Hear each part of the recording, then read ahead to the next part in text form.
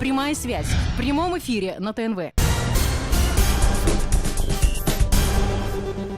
Последовал за нововведенными мыслями, вошел в группировку, в группу, в партию Хизб ут-Тахрир, полагая, что это является требованием Всевышнего Аллаха. Радик Зарипов признается нам, теперь в следственном изоляторе он понимает, что ошибался, но исправить уже ничего нельзя. Он осужден на длительный срок. В сети запрещенной в России организации попадают именно такие молодые люди, которые пришли в религию совсем недавно. И я сам призывал к этому других людей. Будь там в мечети, встречаясь с другими мусульманами.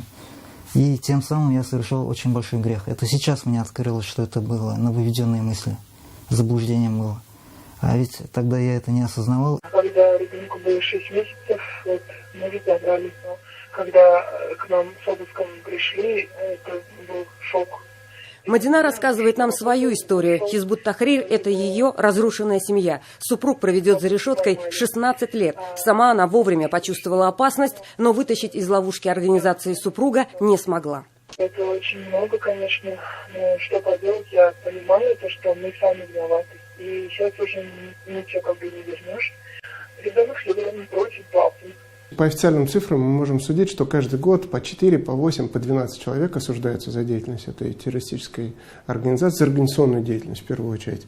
На самом деле количество людей, так или иначе вовлеченных в деятельность этой организации, оценить достаточно сложно, потому что там идут такие процессы миграционные. Чаще всего адептов террористической организации вербуют через интернет, призывают очень красивыми словами. Нет знаний в интернете, ведь неизвестно, кто сидит по ту сторону компьютера и какие цели преследуют, отмечает заместитель муфтия Татарстана.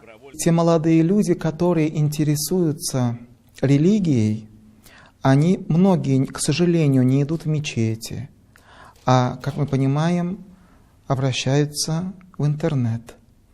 В интернете очень много различных сайтов.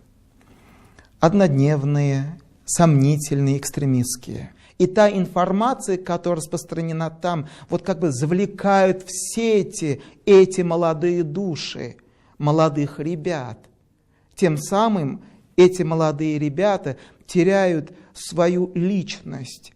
Они становятся, как бы сказать, зомби. Вот это очень страшно.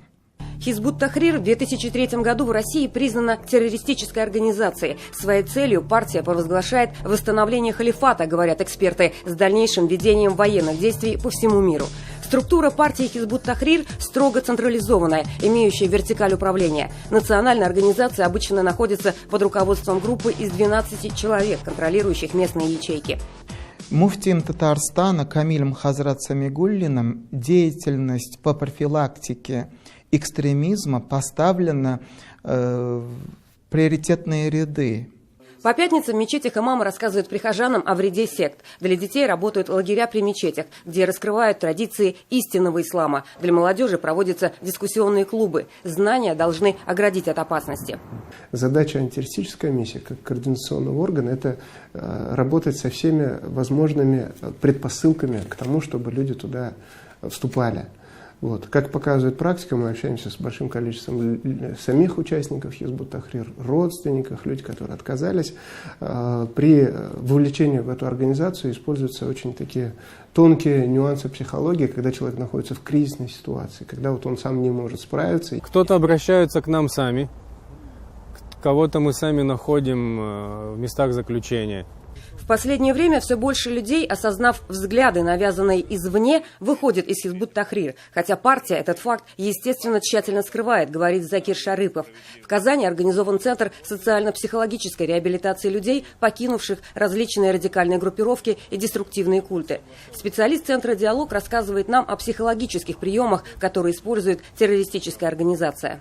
Здесь идет именно спекуляция чувствами верующего, и это очень страшно. Используется такой метод, как обременение чувством вины. То есть вот один из главных лозунгов группы Хизб ут-Тахрир – это то, что мы все должны стремиться к восстановлению, к воссозданию халифата.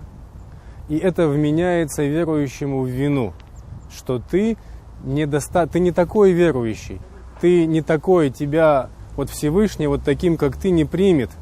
Очень хочется помочь таким людям, вернуть их к мирной жизни, отмечают в антитеррористической комиссии Татарстана. Если человек раскаялся и добровольно покинул организацию, пришел с явкой с повинной до появления уголовного дела, правоохранительные органы всегда идут навстречу и не возбуждают преследования за участие в запрещенной партии.